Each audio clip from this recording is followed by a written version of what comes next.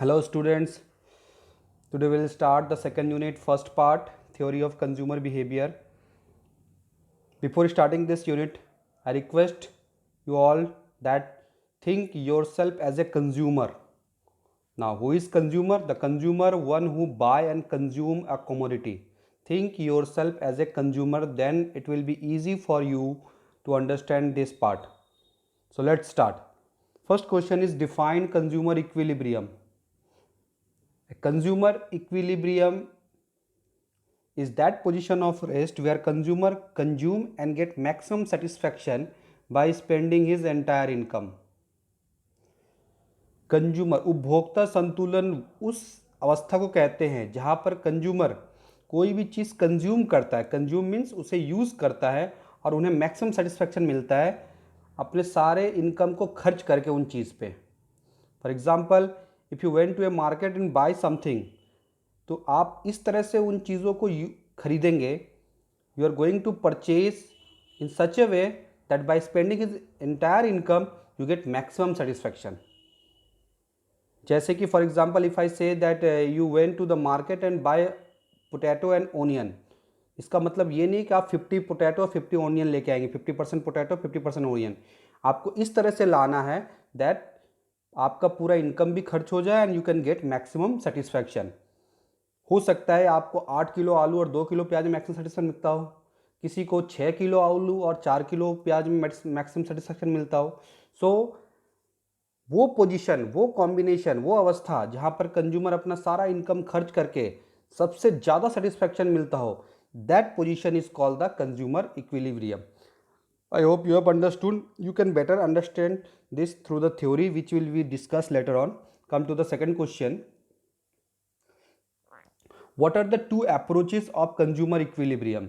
The two approaches of consumer equilibrium is cardinal approach and ordinal approach. Cardinal approach and ordinal approach. Now, consumer, where the consumer will get the maximum satisfaction, this theory is divided into two parts. Some economics given some other theory and other economics have their own concept. So mainly this theory was divided into two parts. One is called cardinal theory or cardinal approach and second is called ordinal approach. Now one by one we will discuss cardinal approach. This approach is given by Professor Alfred Marshall. You have to remember this name, or you can say it's a Marshallian approach. It is also known as utility analysis. Cardinal approach is also known as utility analysis. According to this theory, utility can be measured in terms of money or utils. Now come to ordinal, then I will make you explain one by one. Ordinal. This theory was given by Hicks and Allen. That's why it is also known as Hicksian approach. Hicksian, remember. It is also known as indifference curve analysis or Hicksian analysis, you can say, since it was given by Professor Hicks and Allen. According to this theory, utility cannot be measured, but it can be compared. Now, these things you have to understand first. For that, you have to understand what is utility. Then only you can able to understand this to theory. Utility. See the third question, utility. Utility means want satisfying power of a commodity. Utility मतलब होता है want satisfying power of a commodity. अब ये क्या होता है, पहले ये आंसर सारा पढ़ लेते हैं. Full stop. It is a subjective in nature, that is it varies from person to person and place to place. Now you have to understand this concept what is utility. See, matter can not be created और can not be, we can not produce any matter. मैं कहता हूँ, suppose मैं, sugar mill कहता है मैंने चीनी बनाया, मैंने चीनी प्रोड्यूस किया. कोई और कहता है कि मैंने ये बनाया, मैंने वो क्रिएट किया. Matter can not be created. We can not create matter. Matter can only be created by nature और god. We can only and only we can add utility or create utility. We cannot create matter, we cannot create any commodity, we can only add or create utility. Now what is utility? Utility is want satisfying power of a commodity. किसी वस्तु में कितना हमारे want को satisfying करने का power होगा. उसे कहते हैं utility. Just think about A thirsty person, if I provide a glass of water or a plate of rice, which he will going to choose, water or rice? Since he is a thirsty right now, he will choose a glass of water. What does it mean? It means that at that situation water has more utility in comparison to rice. So utility means होता है किसी वस्तु का want satisfy करने का power. भूखे आदमी के लिए खाना में सबसे ज़्यादा यूटिलिटी है, ठीक है। प्यासे आदमी के लिए पानी में सबसे ज़्यादा यूटिलिटी है। Clear? Now what is this subjective in nature? Subjective मतलब ये पर्सन टू पर्सन और प्लेस टू प्लेस वेरी करता है। फॉर एग्जाम्पल, अगर गर्मी में एक ग्लास पानी ज़्यादा यूटिलिटी देता है तो वही ठंड में वही ग्लास पानी यूटिलिटी कम देगा। Person place to place, for example Rajasthan में अगर जाओ तो कोल्ड ड्रिंक्स में ज़्यादा यूटिलिटी है because it's a hotter area. But आप कश्मीर में जाओ तो वहाँ चाय में ज़्यादा यूटिलिटी है, कोल्ड ड्रिंक्स में ज़्यादा यूटिलिटी नहीं है। वहाँ पर वहाँ के लोगों को मोर सेटिस्फाई कौन कर रहा है? चाय, ना कि कोल्ड ड्रिंक्स कश्मीर में। In the same way from person to person also. Clear? अगर एक celebrity, if a celebrity is wearing a wrist watch, I think just he is getting less utility as compare to when he give that watch to somebody else, to his fan, that it create more utility. Think about a librarian, think about a shopkeeper. They are having lots of commodity. Librarian having lots of book in the library, shopkeeper lots of items in the shop, but they are not creating, it does not satisfying any shopkeeper. Why? Because at the point of time it does not have any want satisfying power that can satisfy the shopkeeper. But उसी वक्त if a consumer come and buy the item from the shop, then that goods have now utility. उसमें utility आ गया and consumer का satisfaction level को satisfy अब वो item कर सकता है। For example, in the same way, if a student come in the library and issue a book, that book have want satisfying power of for that student, उस library को वो उतना सेटिस्फाई नहीं कर पाएगा जितना कि उस स्टूडेंट को सेटिस्फाई कर सकता है। इससे क्या पता चला? लाइब्रेरियन को वो उतना यूटिलिटी नहीं दे रहा है जितना कि स्टूडेंट को दे रहा है। शॉपकीपर को उतना यूटिलिटी नहीं दे रहा है जितना कि कंज्यूमर को दे रहा है जब वो आइटम शॉप से खरीद रहा है। It varies from person to person and place to place. Here I can also cite you some example. Now remember that utility are of many types. Utility by changing the shape, by changing the shape utility can be created, and this is known as form utility. Remember, it's known as form utility.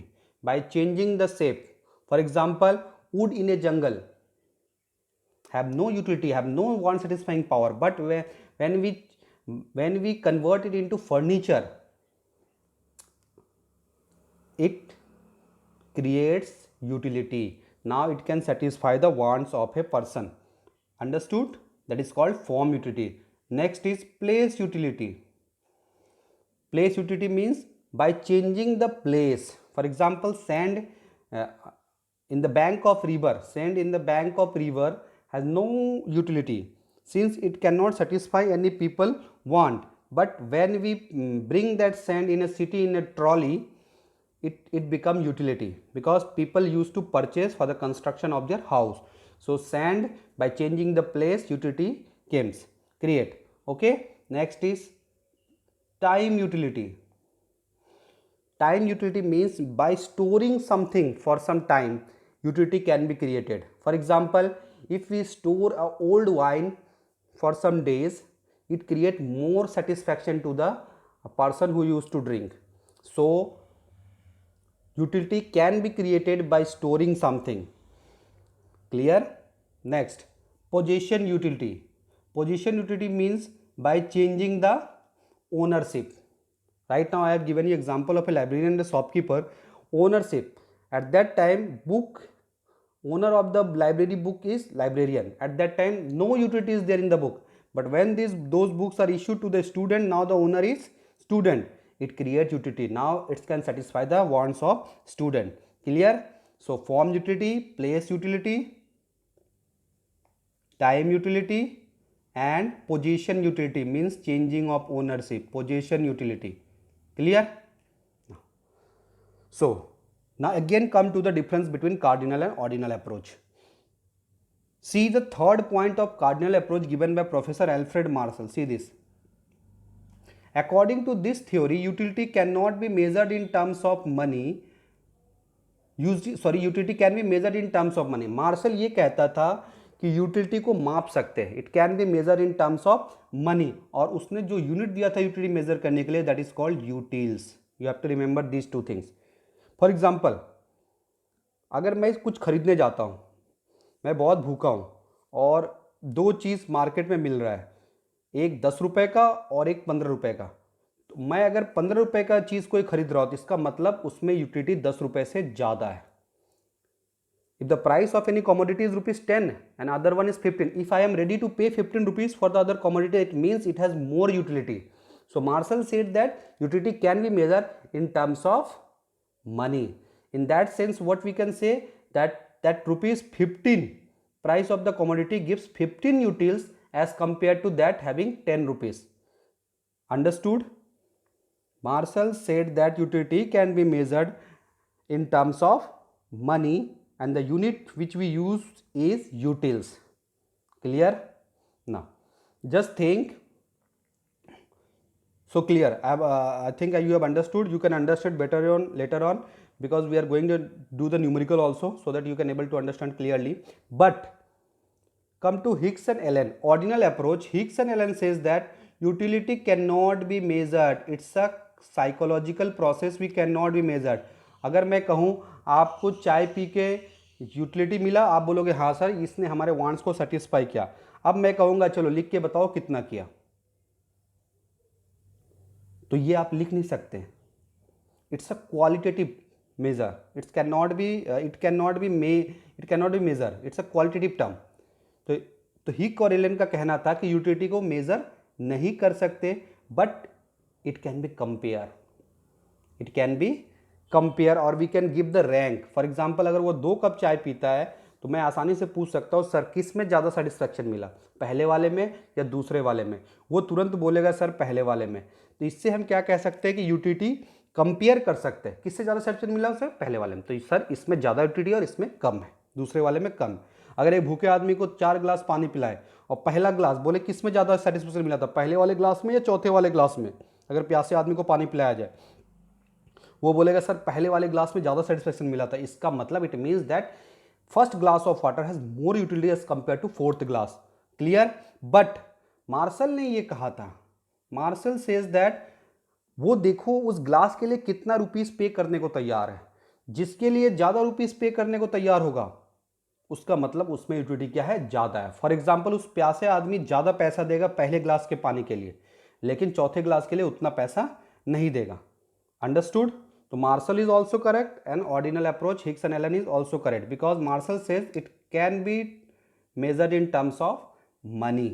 See, the consumer is how much is going to pay for that commodity. That is called cardinal approach. And Hicks and Allen says no, utility cannot be measured. We will compare. We can compare between 2 or 3 commodity for that which having more utility as compared to other. I think you all have understood this thing. Now come to the next part. See, define utility we have already done. What is total utility and marginal utility? Total is denoted by TU and marginal utility MU. It's very easy, but before let me read the sentence. It is the total satisfaction that a consumer get and by consuming all unit of a commodity. If I say चलो आप भूखे हो, suppose you are very hungry and you purchase a samosa and consumed it, आपको utility मिलेगा. दूसरा समोसा फिर खाएं, फिर यूटिलिटी मिलेगा. तीसरा समोसा फिर खाएं, फिर यूटिलिटी मिलेगा. टोटल यूटिलिटी मतलब टोटल सेटिस्फैक्शन मीन्स तीनों समोसे खा के आपको कितना सेटिस्फैक्शन मिला, उसे कहेंगे टोटल यूटिलिटी. अब एक बार सोच के देखना अपने आप में, just think about yourself and tell me, क्या तीनों में आपको सेम सेटिस्फैक्शन मिलेगा? अगर तीनों में आपको सेम सेटिस्फैक्शन मिलता तो आप समोसा खाते रहते. आपको पहले समोसे में ज़्यादा सेटिस्फैक्शन मिलेगा, दूसरे वाले में पहले से कम एंड तीसरे वाले में और कम।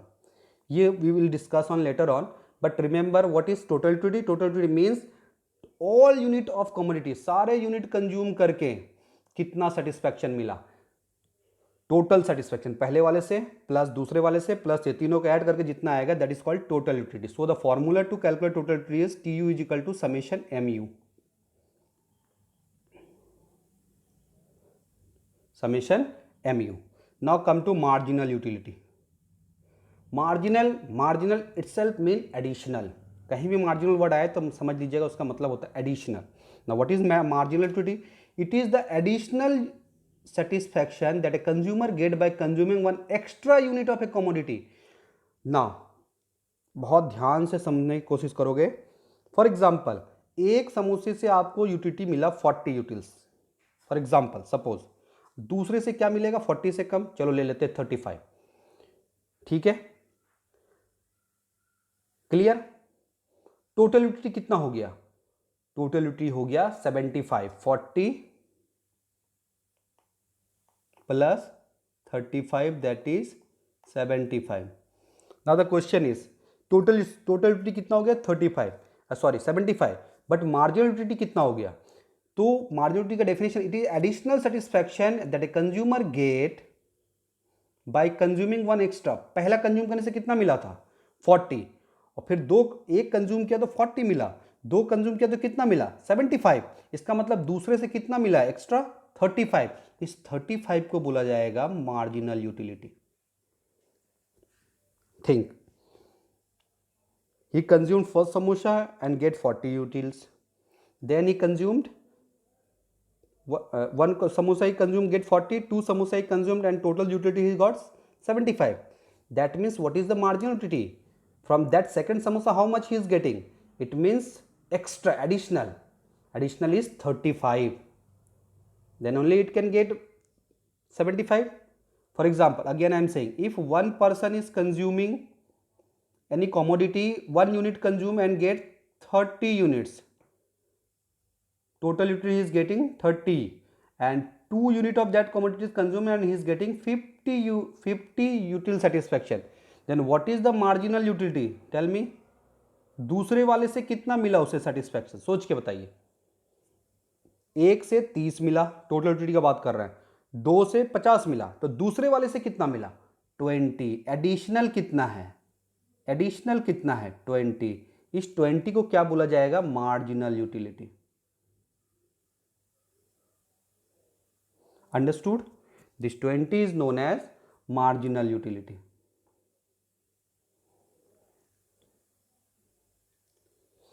ये चीज बहुत अच्छा से हम लोग समझेंगे इस ग्राफ के मदद से, so that you can understand it better. See, पहला यूनिट कंज्यूम किया तो टोटल यूटिलिटी उसे कितना मिला 10, एक यूनिट कंज्यूम किया तो कितना मिला 10, 2 यूनिट कंज्यूम किया तो कितना मिला 18, तो दूसरे यूनिट से एक्स्ट्रा कितना मिला 8, यस और no, this 8 is known as marginal utility. Now just come to 5th and 6th unit, 5 रोटी खा के या 5 समोसा या 5 रोटी, by consuming 5 unit of bread, उसे कितना सेटिस्फैक्शन मिला टोटल 30, और 6 खा के भी कितना मिला 30। Just think and tell me, तो छठे वाले से उन्हें कितना सेटिस्फैक्शन मिला, कुछ भी नहीं मिला, क्योंकि 5 से जितना मिला था छठे से भी उतना ही मिल रहा है, तो मार्जिनल यूटिलिटी कितना हो जाएगा 0, marginal utility now become 0। How we are calculating this, by additional, additional कितना है, पहले 30 था और अब भी कितना है सॉरी 30 ही है, so there is no change in, that's why here marginal utility is 0। When we will do the numerical part, then you can understand it much better. Let me continue now the theory part also only. So have you understood what is marginal utility? Marginal utility is the additional satisfaction that a consumer get by consuming one extra unit of a commodity, and the formula you can see in front of your screen. Formula is mu is equal to change in TU upon change in mu. I'll tell you how to use this formula, but right now just remember these two formula. TU is summation mu and mu is change in TU upon change in mu. Now under cardinal approach. Right now what we are doing just the cardinal approach, means the approach which is given by Professor Heek and Allen. Till now define utility, MUTU, these all are concept which is given by Professor Hicks and sorry, this approach is cardinal approach and given by Professor Marshall. Remember what we are doing, we are first doing the cardinal approach, this one, and today only we will complete the cardinal part.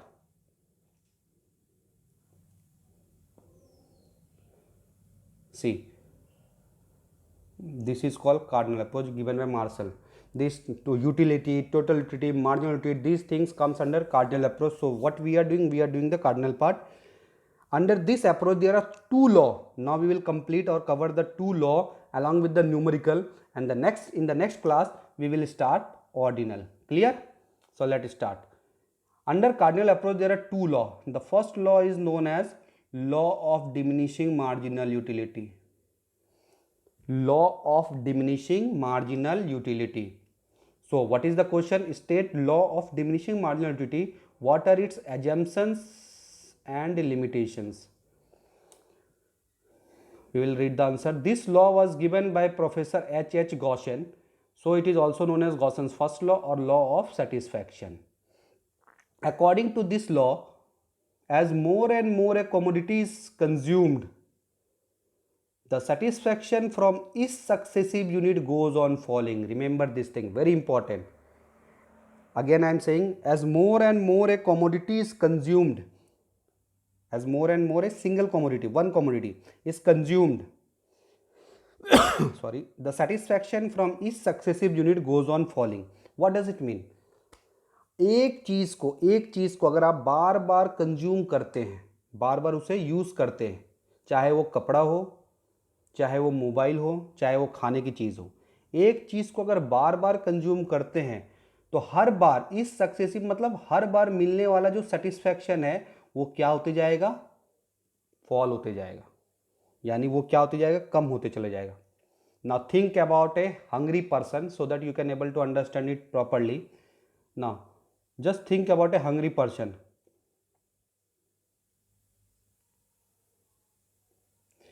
Suppose here is one person who is very hungry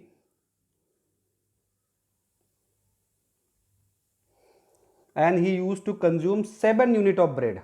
उसने कितना bread consume किया है? He is consuming 7 unit of bread. Now since he was very hungry, so from the first unit how much satisfaction he is getting? 10. And second unit, will he get the same satisfaction equal to 10? No, he will get less than 10, that is 8. From the third he will get 6. From fourth he will get 4. From fifth bread he is getting 2. From sixth he is getting no satisfaction. मतलब sixth bread खाने के बाद उन्हें कुछ भी नहीं लगा कि उन्हें कुछ अच्छा भी लगा या खराब भी लगा. और सेवेंथ यूनिट तो वो खाना ही नहीं चाहता. जबरदस्ती अगर खिलाया गया तो उन्हें डिससेटिस्फैक्शन हो गया. डिससेटिस्फैक्शन मीन्स नाउ उसे उस ब्रेड से नफरत हो गया कि ये ब्रेड को दूर करो, मैं बहुत ज़्यादा खा चुका हूँ, मीन्स डिससेटिस्फैक्शन. तो ये क्यों हो रहा है ऐसा? Because it's a law and that law is known as law of diminishing marginality. ये हर चीज़ पे एप्लीकेबल है. Why this is called law? Because it is applicable to everything. अगर एक चीज़, अगर कोल्ड ड्रिंक्स या मिठाई की बात करें, अगर एक ही मिठाई बार बार खाते रहेंगे तो पहला मिठाई से सबसे ज़्यादा सेटिस्फैक्शन मिलेगा, दूसरे से कम, तीसरे से कम, चौथे से कम. एक टाइम आएगा over here you can see from the 6th unit उसे कोई भी सेटिस्फैक्शन नहीं मिल रहा, उसे कंज्यूम कर रहा है but he is getting no satisfaction. और 7वें units from the 7th unit he is getting negative satisfaction, means dissatisfaction, नफरत हो रहा है उस चीज़ से. क्लियर? कपड़े के साथ भी यही होता है, गाड़ी के साथ भी यही होता है, खाने की चीज़ के साथ भी यही होता है. इसीलिए एक टाइम आने के बाद हम इस चीज़ को फेंक देते हैं और दूसरा चीज़ कंज्यूम करते हैं. मीन्स कपड़ा दूसरा खरीदते हैं या गाड़ी चेंज करते हैं या मोबाइल चेंज करते हैं. So from the first unit how much we are getting? 10 utils and from second 8. So the total will be, दोनों यूनिट से कितना मिल गया? 18. तीसरे यूनिट से कितना मिल रहा है? 6. तो टोटल कितना हो गया? 18 + 6 दैट इज 24. ये दिखा रहा है टोटल. अगर हम बोले 5th यूनिट से कितना मिल रहा है सेटिस्फैक्शन, सिंपली आप बोलोगे सर 2 मिल रहा है. लेकिन हम बोले टोटल 5 यूनिट्स, पूरे 5 को कंज्यूम करके कितना मिला, तो आप कितना बताओगे? 30. तो total means how many units you have, total units you have consumed. And if I say marginal mu then you have to take the last unit जितना का नाम बोले। जैसे अगर बच्चे 5 बच्चे खड़े और हम बोले टोटल बच्चे कितने हैं, पांचों आ जाओ, पांचों आ जाओगे लेकिन अगर हम बोले फिफ्थ वाले आओ तो सिर्फ लास्ट वाला आएगा। तो मार्जिनल में हमेशा हम रैंक को देखते हैं, ठीक है, fifth, second unit, first unit, इस तरह से। लेकिन टोटल में हमेशा ऑल यूनिट को लेते हैं। अगर हम बोले 3 यूनिट से कितना सेटिस्फैक्शन मिल रहा है, आप क्या बताओगे, सर 3 यूनिट से 24 मिल रहा है। लेकिन अगर मैं पूछूं थर्ड यूनिट से कितना मिला, then you will say sir 6 मिल रहा है। तो लॉ ऑफ डिमिनिशिंग के लिए सिर्फ आपको ये वाला पार्ट को देखना है, क्योंकि यही part law of diminishing marginal utility को बताता है, क्योंकि नाम ही इसका है law of diminishing marginal utility. Means as more and more a commodity is consumed, see as more and more a commodity is consumed, the satisfaction from each successive unit goes on falling. See the sixth unit bread जब हम consume करें क्या satisfaction मिल रहा है, कुछ भी नहीं, zero मिला। Even from the seventh we are getting this satisfaction. Up to here clear? I hope you all have understood up to here. Now we will just put this law in the graphical presentation so that it can be better for you to understand. Now first unit, we will take unit on the x-axis. This is the x-axis part, and mu will be taken on the y-axis. In the same way again unit we will take in the x-axis, and tu, this tu taken in the y-axis. Now first we will start from the this graph. As more and more a commodity is consumed, the satisfaction from each section goes on falling. So 1 पे for 1 unit समझ लो satisfaction इतना है, तो दूसरे में कितना मिलेगा, और कम, तीसरे में और कम, चौथे में और कम। इस तरह से आप हमें ये बताओ ये कौन सा यूनिट हो सकता है, just think and tell me, ये कौन सा यूनिट हो सकता है जहां पर ये कर्व जीरो को इंटरसेक्ट किया, ये कौन सा यूनिट हो सकता है, this one.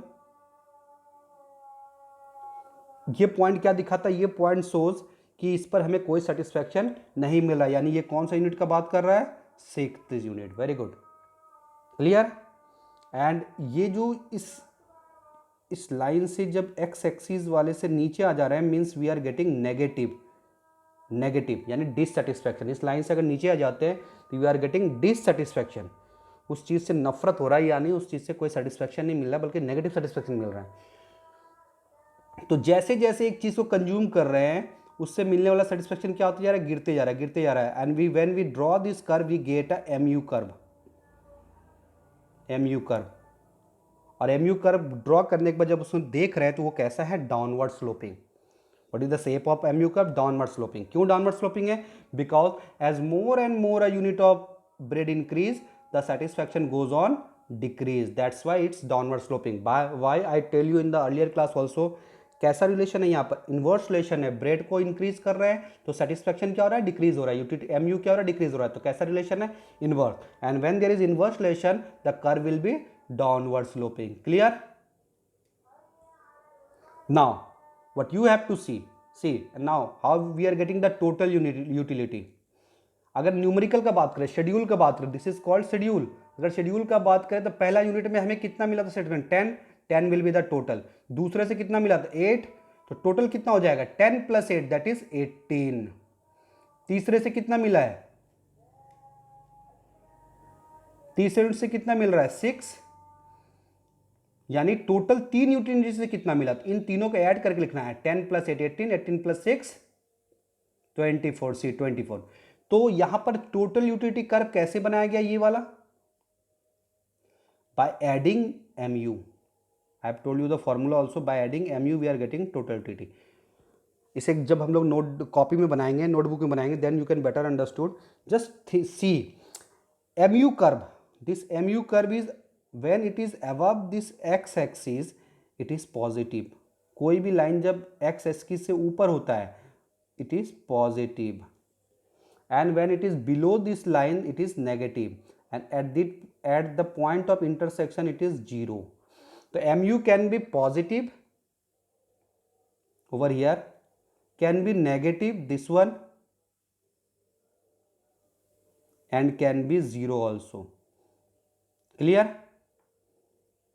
See, when mu is positive means it is decreasing but it is above x axis. At that time tu is rising. Just see, tu is rising. देखो यहाँ पर क्या हो रहा है, 10 से 18, 18 से 24, 24 से 28 means tu is rising.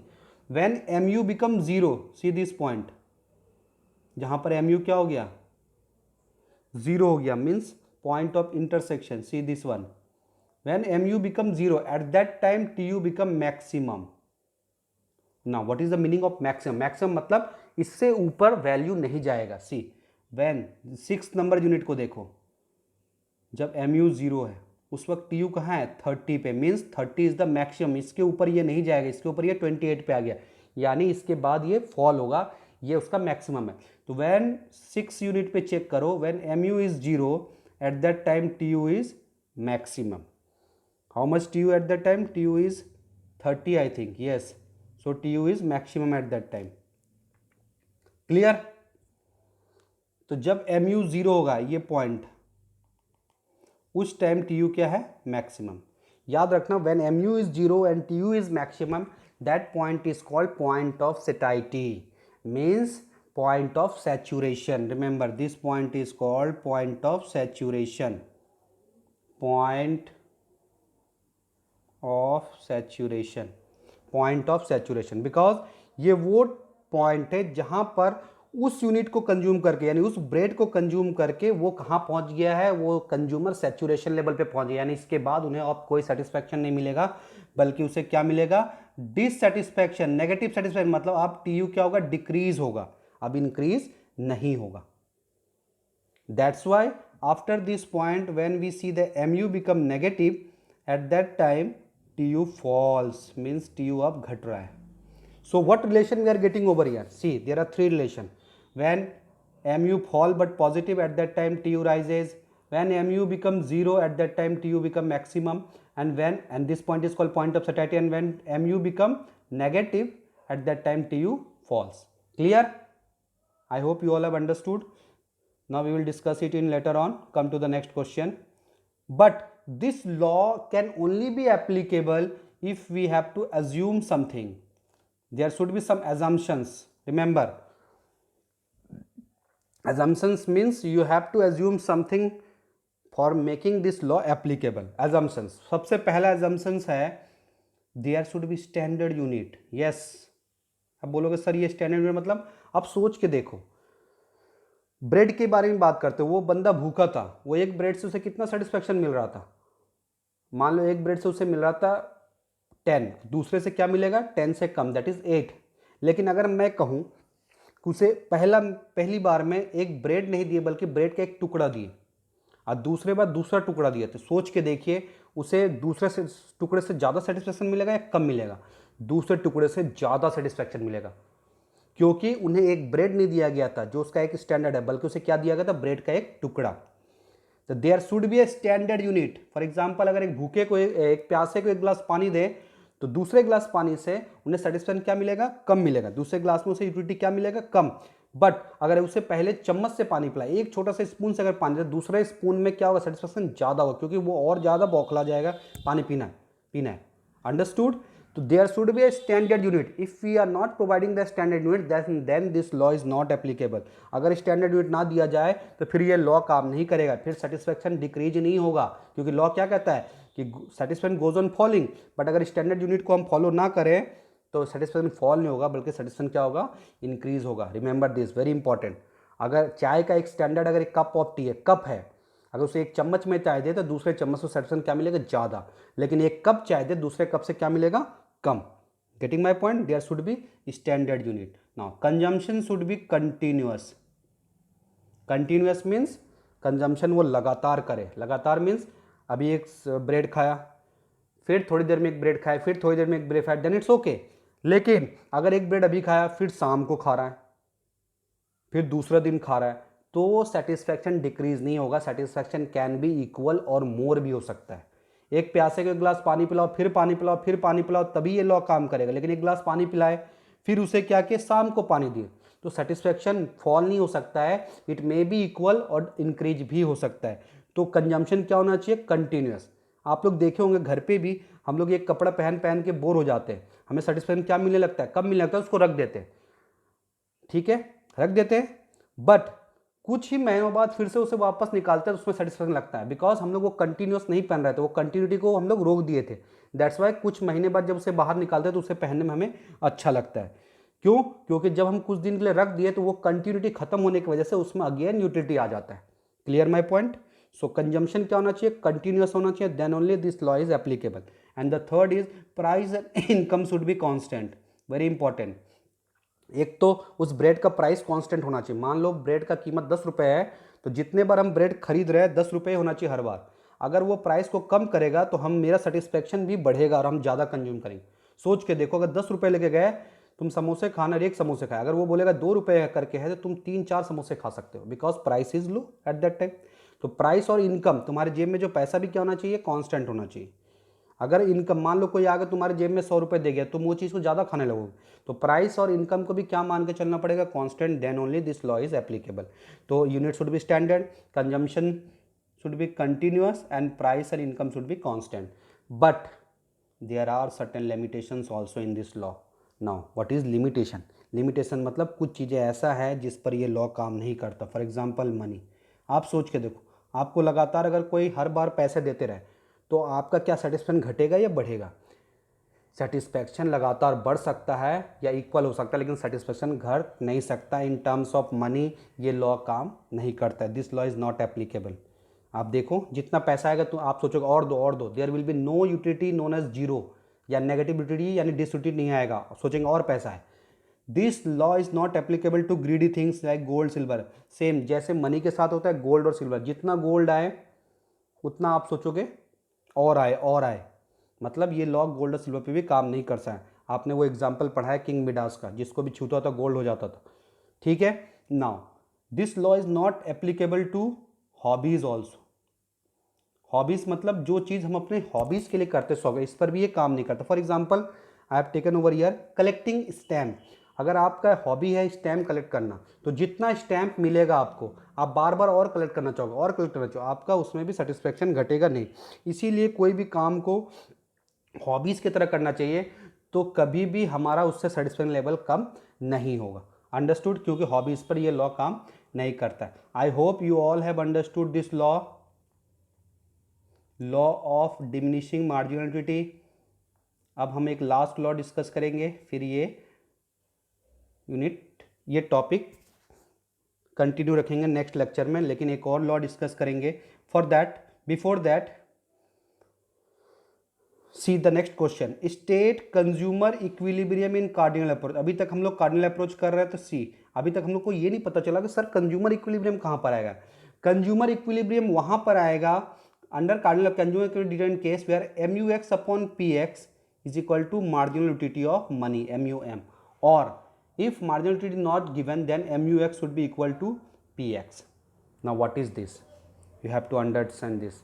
अभी इस क्वेश्चन को हम लोग डिस्कस नहीं करेंगे, ये अभी डिस्कस करेंगे थोड़ी देर में। इसके लिए इस स्टेट कंज्यूमर इक्विलिब्रियम के लिए पहले डायरेक्ट न्यूमेरिकल एग्जांपल में जाते हैं। See this example and you can understand it. एक consumer consume a commodity X, एक कमोडिटी है जिसका नाम है एक्स, वो कंज्यूमर कंज्यूम करता है, उसका प्राइस है 4 रुपीज़ और मार्जिनल यूटिलिटी ऑफ मनी कितना है, 4 utils. I told you that money का, मान लेते हैं मनी का यूटिलिटी कांस्टेंट है 4 यूटिल, यानी 100 रुपये मिल रहा है तुम्हें, उससे 4 यूटिल मिल रहा है। अगर और एक 100 रुपये का नोट दे तो आपको कितना मिलेगा, 4 ही मिलेगा। और एक 100 का नोट दे ज़्यादा भी मिल सकता है, लेकिन हम क्या मान के चल रहे हैं कि मार्जिनल यूटिलिटी ऑफ मनी क्या है, कॉन्स्टेंट है, दैट इज 4 यूटिल्स। तो ये 3 चीज़ दिया हुआ है। First of all what the consumer is consuming, x, price of x is rupees 4 and the marginal utility of money is 4 utils. From the given MUX and unit calculate consumer equilibrium. Consumer equilibrium हमें निकालना है। Consumer equilibrium मतलब where consumer get maximum satisfaction by spending his entire income. We have already read in the very first question. See, पहला unit जब consumer consume करा कितना satisfaction मिल रहा है, 24, यस और नो? दूसरे यूनिट पे कितना मिल रहा है? 20। क्यों 20 क्यों मिल रहा है? पहले से ज़्यादा दूसरे से कम क्यों? तो आप लोगों का जवाब होगा sir due to law of diminishing marginal utility, क्योंकि एक चीज़ को अगर बार बार कंज्यूम करेंगे तो उससे मिलने वाला सेटिस्फैक्शन क्या होते जाएगा? कमते चला जाएगा, घटते, goes on falling. That's why जितने बार हम यूनिट ज़्यादा कंज्यूम कर रहे हैं सेटिस्फैक्शन उतना कम होते जा रहा है। क्लियर? यहाँ पर हम इसके बारे में बात नहीं करेंगे because we have already discuss in the law. हमें निकालना है consumer equilibrium. How we will calculate? Just see how I am going to do. Now, what is the formula to calculate consumer equilibrium? Earlier we have read the formula is MUX upon PX is equal to MUM, or when MUM is not given at that time we will take MUS is equal to PX. मतलब MUM not given नहीं बोलते हैं, इसको बोलते हैं जब MUM ना दिया रहे तो उस वक्त हम क्या एज्यूम कर लेते हैं कि मार्जिनल यूटिलिटी ऑफ मनी कितना है? 1 है। इसीलिए उस वक्त 1 होने के वजह से इस चीज़ को हम 1, अगर ये 1 हो तो इस चीज़ को हम इधर लिख सकते हैं, then it become MUX is equal to PX। ठीक है, तो ये फॉर्मूला यूज करके देखते हैं। MUX अपॉन PX, सबसे पहले MUX अपॉन PX हम निकालेंगे। 24 divided by price of x. Price of x is how much given? It's given ₹4। तो डिवाइड करेंगे MUX अपॉन PX। जब हम डिवाइड किए यानी 24 divide by 4, again 20 divide by 4, then 16 divide by 8 divide, मतलब simply हम लोग क्या किए, फॉर्मूला के अकॉर्डिंग MUX अपॉन PX करना था तो MUX divide by price of X कर दिए। But we are getting 6542। नाउ ये किसके इक्वल होना चाहिए? This should be equal to MUM। MUM is already given. MUM कितना दिया हुआ है? 4 यूटिल्स। तो MUM में क्या लिखेंगे? 4 4 4 4 4। अब देखिए कहाँ पर दोनों इक्वल हो रहा है। ये दोनों इक्वल होना चाहिए। कंज्यूमर इक्विलिब्रियम कहाँ होगा? जहाँ दोनों इक्वल होगा। Now check and tell me कहाँ पर इक्वल हो रहा है। तो see on the third unit. Third unit पर MUX upon PX is equal to क्या हो रहा है? MUM। It means the consumer कितना कंज्यूम करेगा? The consumer will consume 3 unit, only 3 unit to get maximum satisfaction. अगर वो 4th यूनिट भी कंज्यूम करेगा तो उसका सेटिस्फैक्शन ज़्यादा नहीं होगा बल्कि TU गिरने लगेगा, मतलब वो मैक्सिमम पे नहीं रहेगा, दैट इज पॉइंट ऑफ सैटिस्फैक्टी पे नहीं रहेगा। Clear my point?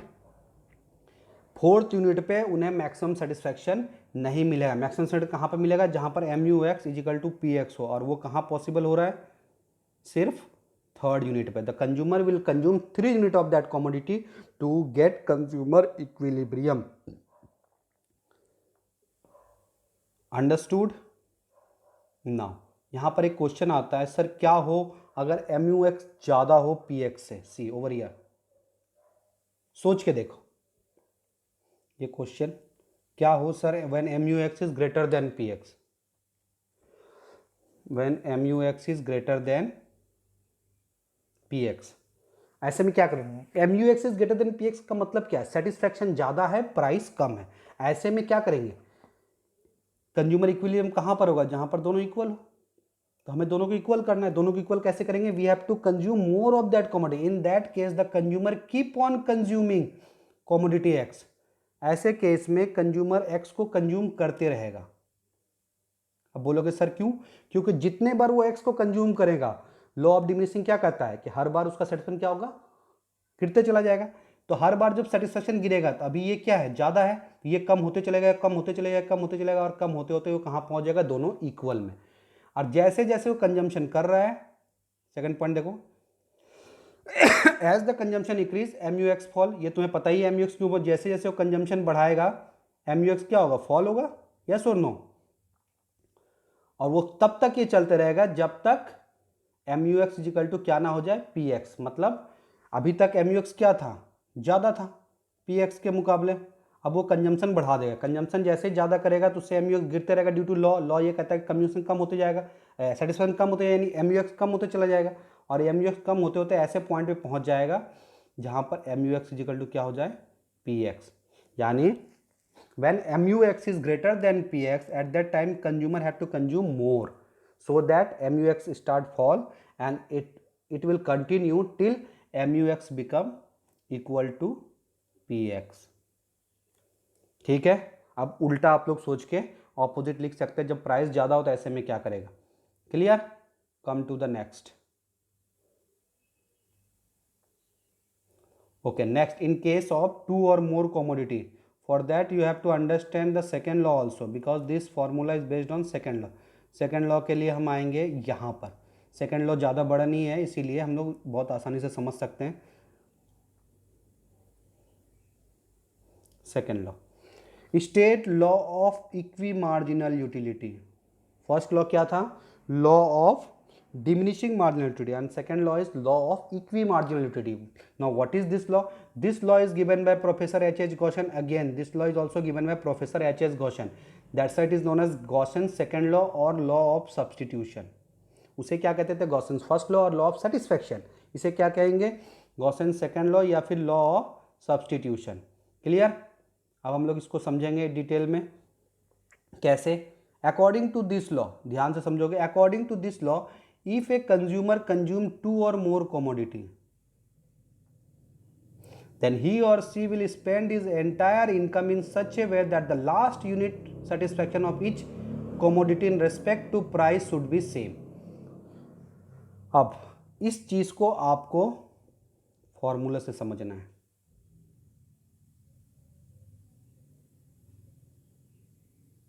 इसका फॉर्मूला यहां पे दिया हो, देखो. सी,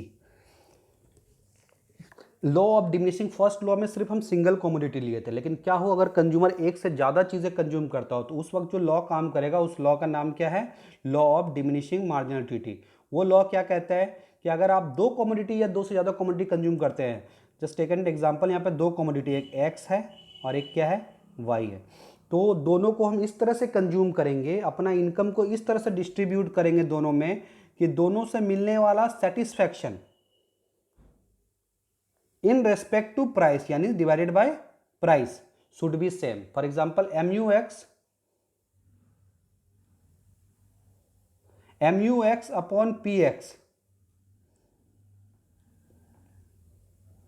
mu x upon P X, मतलब अगर इसको हम वर्ड में सेंटेंस में कन्वर्ट करें, इसका मतलब क्या है? x से मिलने वाला satisfaction in respect to price और y से मिलने वाला satisfaction in respect to price should be equal होना चाहिए by spending his entire income. Income का फॉर्मूला क्या है? देखो, इनकम का फॉर्मूला ये है, यानी m is equal to P X multiply Q x plus P Y multiply Q Y. ये पूरा इक्वेशन एक लाइन में, m is equal to P X dot dot means multiply, that is price of X quantity of x plus price of Y quantity of Y. ये equation जो है, this equation is the equation of his money. वो अपने money को, income को इस तरह से खर्च करेगा ताकि satisfaction from X in respect to price and satisfaction of Y in respect to price should be same. This can better understood with the help of again numerical formula. Numerical example, come to the numerical example first. See this one. अगर ये समझ गए तो आपको सब समझ में आ जाएगा.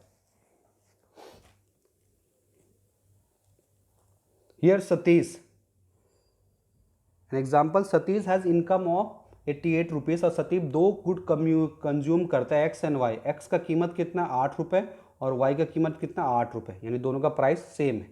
Price of X 8, price of Y 8, और एम यू एक्स और एम यू वाई दिया हुआ है. आप ये देखो कि एक्स, मान लो एक्स को जब कंज्यूम करे तो हर एक बार कंजम्पशन क्या होते जा रहा है? एम यू घटते जा रहा है. ये आपको पता है क्यों? Due to law of diminishing, क्योंकि हर बार एक चीज़ को कंज्यूम करेंगे सेटिस्फैक्शन कम होगा. और वाई के साथ भी यही हो रहा है, देखो कमते जा रहा है. यस और नो? ठीक है, ये तो तुम्हें पता ही है कि एक चीज़ को अगर बार बार कंज्यूम करेंगे तो उससे मिलने वाला सेटिस्फैक्शन क्या होता जाएगा? कमते जाएगा. एक्स हो या वाई हो, कोई भी चीज़ हो, ये तो सबको पता है क्योंकि लॉ ऑफ डिमिनिशिंग ये पहले ही पढ़ लिए. तो ये दोनों, अब दो कमोडिटी में कंज्यूमर इक्विलिब्रियम कैसे निकालेंगे? कंज्यूमर इक्विलिब्रियम वहाँ निकलेगा जो फॉर्मूला हम लोग देखें. वो फॉर्मूला क्या था?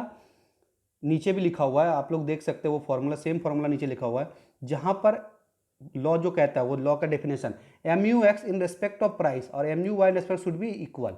तो सबसे पहले M U x upon P X निकालेंगे. ये वाला कैसे निकालें? एम यू एक्स, एक्स कितना है? 80 अपॉन प्राइस ऑफ एक्स कितना दिया हुआ है? 8. 80 डिवाइड बाई 8 कितना आ गया? 10. फिर 72 डिवाइड बाई 8 कितना आ गया? 9. फिर 64 डिवाइड बाई 8, यानी एम यू एक्स को 8 से डिवाइड करना है. M U x upon P X लिखा हुआ है, यानी एम यू एक्स को 8 से डिवाइड करें. In the same way M U Y में भी सेम वही चीज़ है. एम यू वाई कितना पहला दिया है 40, उसको 8 से डिवाइड करेंगे, फिर 36 उसको भी 8 से डिवाइड करेंगे, फिर 24 उसको भी 8 से, क्यों? क्योंकि प्राइस ऑफ वाई कितना दिया हुआ है 8। फिर मतलब यहाँ पर देखो, यहाँ पर जो लिखा हुआ है वो करना है। यहाँ पर क्या लिखा हुआ है, एम यू वाई को प्राइस ऑफ वाई से डिवाइड करना है और एम यू एक्स को प्राइस ऑफ एक्स से डिवाइड करना है। डिवाइड करने के बाद हम लोगों को क्या मिला, अब यहाँ पर ध्यान देने वाली बात है कि कंज्यूमर इक्विलिब्रियम कहाँ होना चाहिए, जहाँ M U x upon P x is equal to M U y upon P y, yes और नो। अब देखो कहाँ इक्वल है, तो सर स्ट्रेट नहीं देखना है, तुम बोलोगे सर 3 जगह इक्वल है। एक तो देखो ये इक्वल है 5 इक्वल है कि नहीं, एक यहाँ भी है 4 और एक है 3 और तो कहीं इक्वल नहीं। स्ट्रेट नहीं देखना है, कहीं भी इक्वल होना चाहिए दोनों। एक तो यहाँ पर इक्वल है इस तरह, एक यहाँ पर इक्वल है, एक यहाँ पर इक्वल है। जरूरी नहीं है स्ट्रेट भी हो सकता है। तो अब तीनों तो कंज्यूमर इक्विलिब्रियम पॉइंट नहीं हो सकता है, कोई एक होगा। तो इसके लिए आपको उसका इनकम देखना पड़ेगा। इनकम कितना था उसका, हिज इनकम इज 88। अब हमें उसका इनकम का फॉर्मूला लगाना है। We just have to put the formula of income.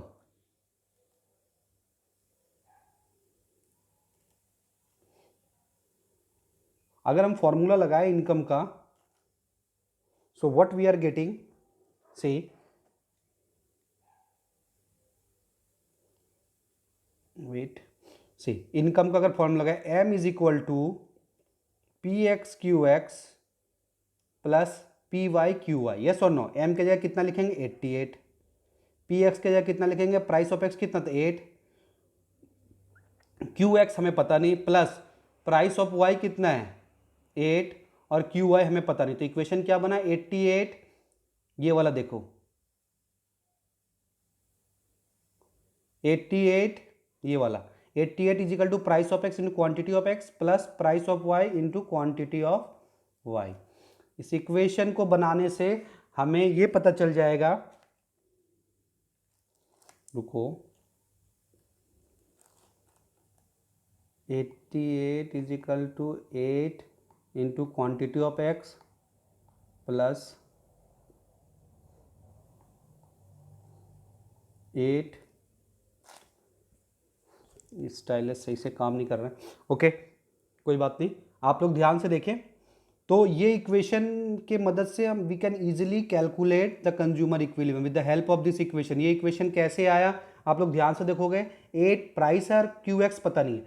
अब पहला वाला लेते हैं 5 ना कम टू ईयर 5 अब x की बात करते हैं, x का 5 देखो कितने यूनिट पर है 6 यूनिट पर है, और y का 5 कितने यूनिट पर है 1 यूनिट पर है, यस और नो।